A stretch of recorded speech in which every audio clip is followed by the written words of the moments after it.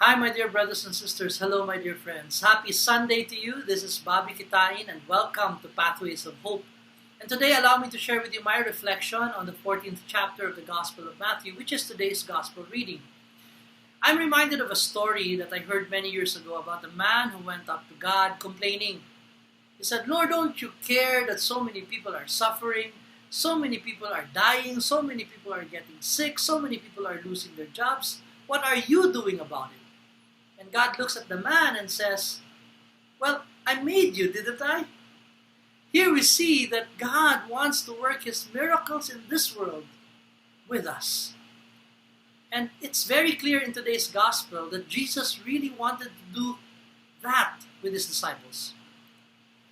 The first thing we realize in this gospel is that God is not insensitive to the needs of His people. Today's gospel tells us that Jesus looked around the crowd and His heart was filled with compassion. I believe God looks at the world today and He sees all our suffering, and His heart is breaking. His heart is filled with so much compassion because He sees the suffering of His people. He sees your need, my friend.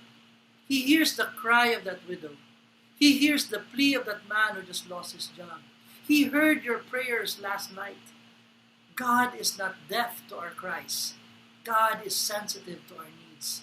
God sees what we are going through. But here we see the disciples coming up to Jesus almost arrogantly, telling Him what to do. "Lord, you better send them home so that they can find food for themselves because they're hungry." We do that to God sometimes, don't we? We tell the Lord, "Lord, you better heal this man. You better provide for his needs." I believe, brothers and sisters, that God instead wants us to go to Him, telling Him, "Lord, how do you want to use us in order for us to meet this need?" Because that's what Jesus told the disciples. He said to them, "You feed them yourselves. You feed them yourselves." And what did the disciples say? "Lord, but we only have 5 loaves and 2 fishes." Now, sometimes we also do that. We look at what we have and we say, "Lord, but this is all I have. I'm not smart. I'm not wealthy. This is all I have." What was the problem of the disciples? They saw their 5 loaves and 2 fishes, but they forgot to factor in Jesus.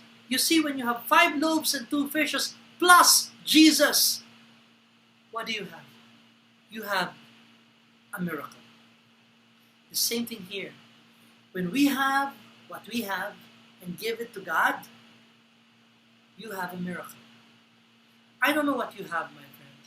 Iba-iba tayo ng biyaya mula sa Diyos. For some of you, your 5 loaves and 2 fishes might be a talent for organizing events or organizing things. Give your 5 loaves and 2 fishes to God and let Him work His miracle with you.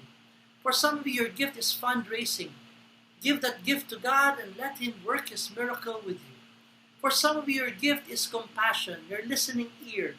Give that to God and let Him work His miracle with you. Today, ask yourself the question, what is the burden that God has placed in my heart? And second, what are my 5 loaves and 2 fishes that God wants me to bring to Him? My dear brothers and sisters, once you bring your 5 loaves and 2 fishes to Jesus in order to meet that burden in your heart, brace yourself for a miracle. Because God wants to work His miracles with you. Have a blessed Sunday and believe the miracle is on its way.